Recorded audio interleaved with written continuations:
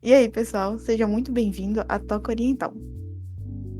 Cleveland comenta que seu Lorde tinha grandes expectativas de Lady Florentia um tempo atrás. Hulak concorda, afinal, ela era esperta, mas não tem como saber ainda a verdadeira extensão de seus talentos. E acima disso tudo, ela ainda era muito nova. Então, o mais sensato seria somente observar por enquanto, já que ela mal começara a ter suas aulas.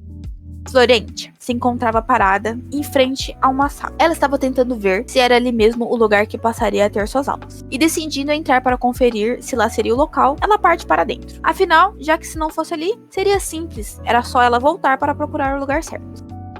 Já lá dentro da sala, Florentia vê que tem vários de seus parentes lá dentro. E nota que até mesmo alguns deles ficam surpresos com sua presença ali. Lógico que seu primo Velzak também estaria ali. E ele foi o primeiro e único a demonstrar um grande descontentamento.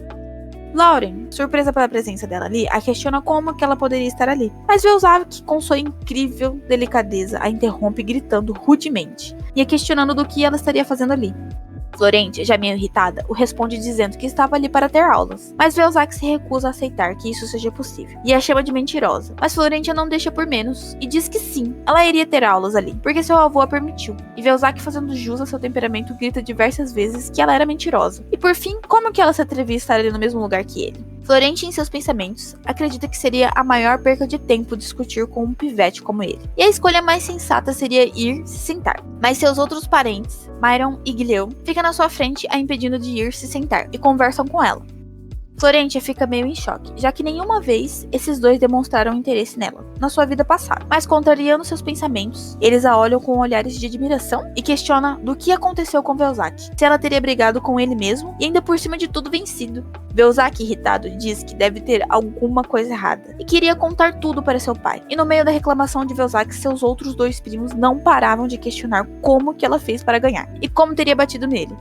Florentia, nesse meio caótico, começa a pensar que raios estaria acontecendo. Mas para seu alívio, Cleveland aparece na sala, conferindo que todos estavam ali. E então, a aula iria começar, por fim ordenando que todos tomassem seus lugares. Já sentada, Florentia fica aliviada pela aula ter se iniciado. Mas para seu desconforto, seus dois primos de sua tia Chanette estão sentados, cada um de um lado seu, a admirando de forma aguda, o que a faz se recordar que na sua vida passada, eles nunca sequer tiveram interesse nela, e muito menos foram gentis. Muito pior que isso. Quando ela era importunada e agredida pelos seus outros dois primos, eles nunca sequer reagiram a nada. Então, ela não entendia a incrível atenção agora, e isso a estava preocupando. A aula já estava a todo vapor e Cleveland estava explicando sobre a temática do dia. Mas no meio de seus devaneios, Florentia nota que certas coisas ainda permaneceram da mesma forma. Como seu primo, que estava tranquilamente cochilando no meio da aula. Já que ele sempre foi um ignorante, estaria explicado o motivo, já que duvidava muito que eram os ensinamentos dos Lombardes que eram fracos. Afinal, era ele que não prestava atenção. Florentia, em seus pensamentos, se perguntava do porquê o professor não intervia, já que não tinha como ignorar aquele som de ronco vindo de Velzak. E nessa hora, o professor olha para ela e sorri. Florentia sente um pequeno calafrio, e já logo vai entendendo que ele não iria motivar ninguém a se interessar pelas aulas. Assim, ela logo percebe que tudo sobre ele seria relatado para seu avô. Então, descoberta essa informação, Florentia se coloca a todo vapor a prestar o máximo de atenção nas aulas de Cleveland. Encerrando a aula de hoje, Cleveland chama a atenção de todos, dizendo que iria deixar uma tarefa especial para eles, e que o prazo para a entrega do dever de casa era até a próxima aula deles, assim surpreendendo todos que estavam ali. Cleveland mostra para eles um tronco. Todos ficam chocados, sem entender nada.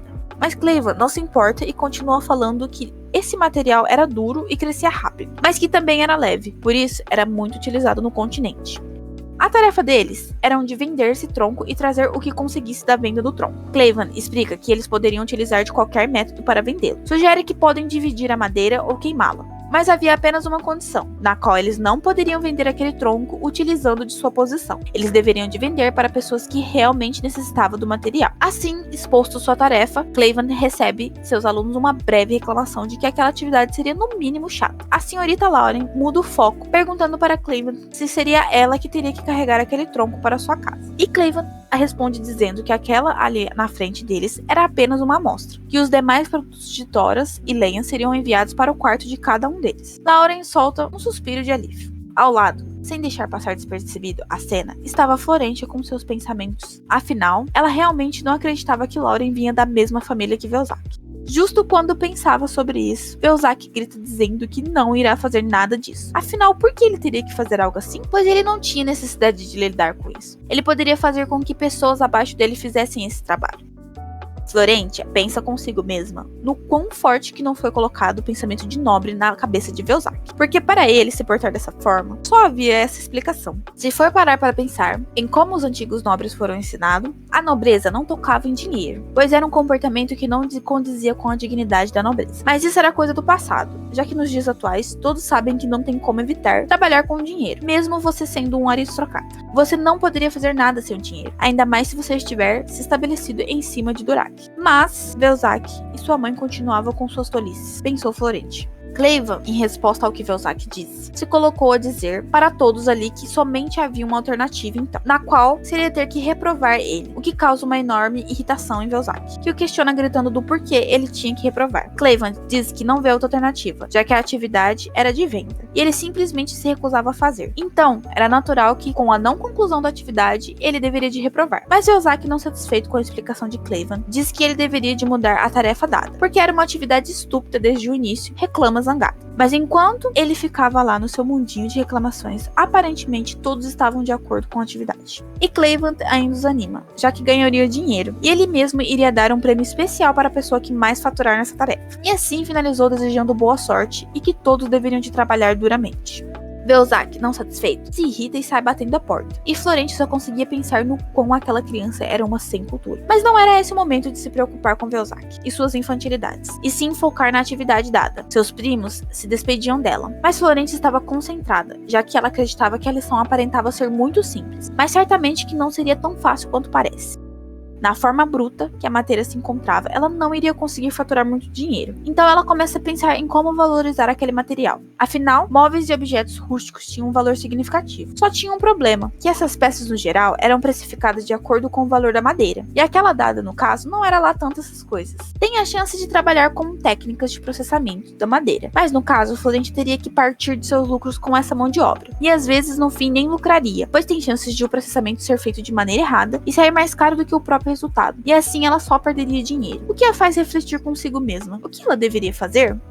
Mas em meio a esses pensamentos turbulosos, Florentia olha para fora e vê árvores, e algo em sua mente lampeja, a fazendo rapidamente agradecer pela aula do Sr. Clevan, para sair em busca de completar seu dever de casa.